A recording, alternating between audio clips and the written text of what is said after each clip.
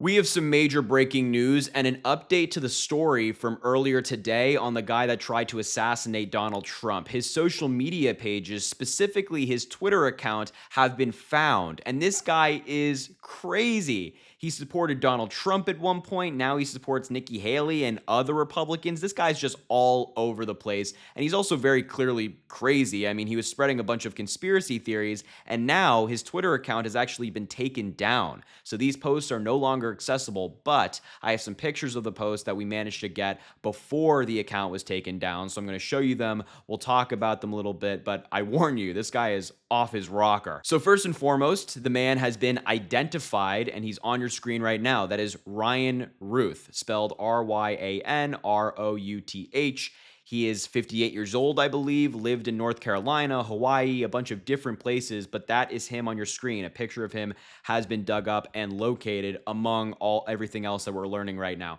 But in addition to what he looks like, who he is, how old he is, his criminal record has been found and looked into, and this is just one of his rap sheets. He has a lot of priors, including like charges and convictions. This is just a small look into the criminal history of Ryan Routh. But we also have some reporting here from the Sacramento Bee talking about this, saying Routh, 58, has an extensive criminal history in North Carolina that includes convictions between 2002 and 2010 of a variety of things, including carrying a concealed gun, hit and run, possession of stolen goods, and resisting law enforcement, among other charges. So, long criminal history, lived in a variety of places in the United States. But now let's just dive into some of these social media posts I was talking about. And you can see what I mean when I say that it's all just kind of weird. It's kind of all over the place. Here's the first one I want to show you.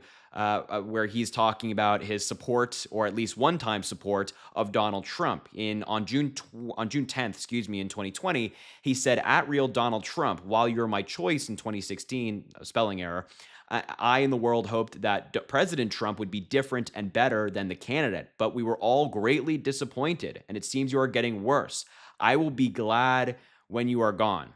So, pretty crazy stuff there, but it indicates that he voted for Donald Trump in 2016. He did support him at one point, but I guess became disappointed. And then fast forward as well to 2020, he also supported Tulsi Gabbard, who was running as a Democrat at the time, but now, of course, is very much a Republican, has endorsed Donald Trump, helped him with debate prep against Kamala Harris, which, didn't go well. But here's a tweet from the 11th of March, 2020, where he put hashtag stand with Tulsi, Tulsi for president, and slammed Trump, Bernie, Biden, all of this stuff, saying that he was a Tulsi Gabbard supporter, offering to help with her campaign at the bottom, saying, "Let me help."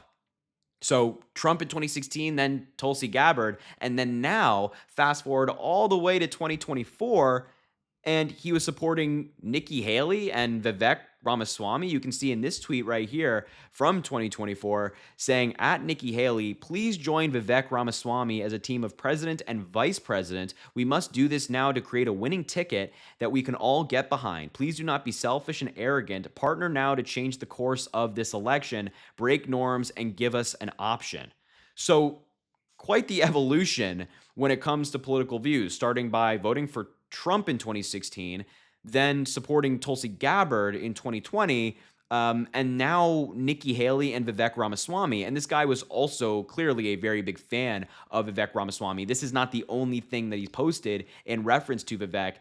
He actually posted something else telling Vivek to stay in the race when it was looking that he wasn't going to get the nomination, which it had been for quite some time. He said at Vivek Ramaswamy, like, stay in the race, keep giving speeches, keep campaigning, all of this stuff. So very clearly a big Vivek Ramaswamy fan. So, the Republicans right now, not to like politicize this, but the Republicans right now are trying to label this person as Antifa or a Democrat or a liberal, whatever it is. They, often do this with stuff like this. But I don't think that that is a label that is warranted. I don't think that labeling this guy right now in terms of political views is helpful, because it's clear that all over the place. His views were everywhere. He didn't really have any consistent views. And I think that this is a good summary from journalist Peter Hamby, saying, just after a quick scroll of this guy's Twitter account, he voted for Trump in 2016. He became a big Tulsi guy in 2019, wanted Biden to beat Trump in 2020, although I can't verify that myself. I haven't seen that tweet, but then wanted a Vivek Nikki ticket in 2024.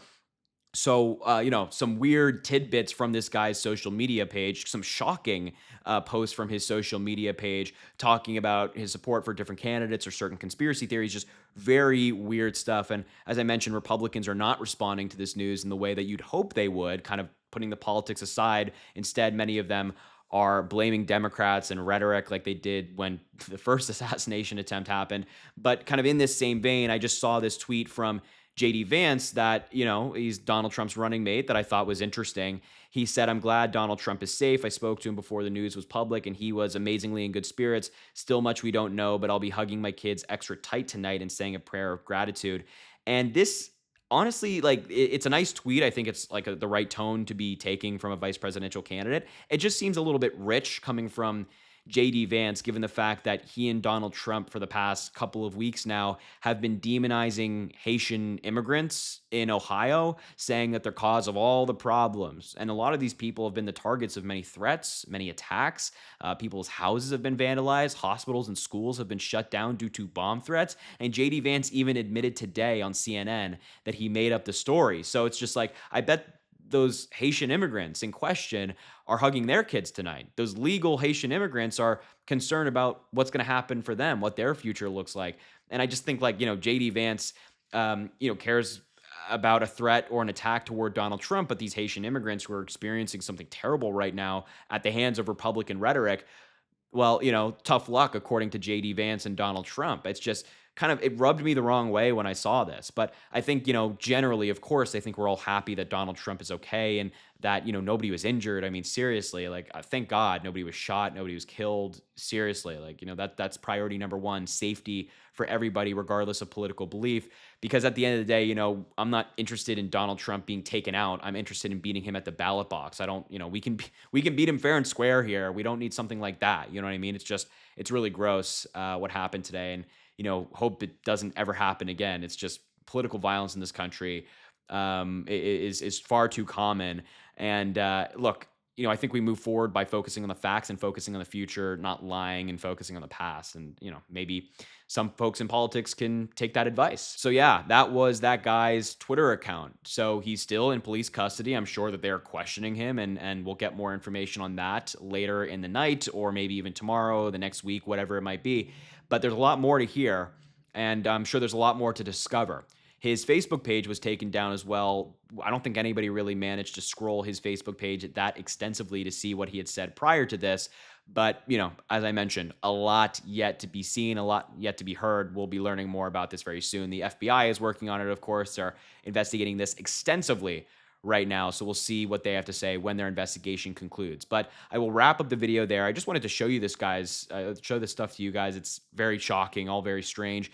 And I thought you should see it. So I'll leave the video there. Thank you so much for watching. Make sure to subscribe down below. It goes an incredibly long way. Really, really helps a lot. Also, drop a like on the video and comment.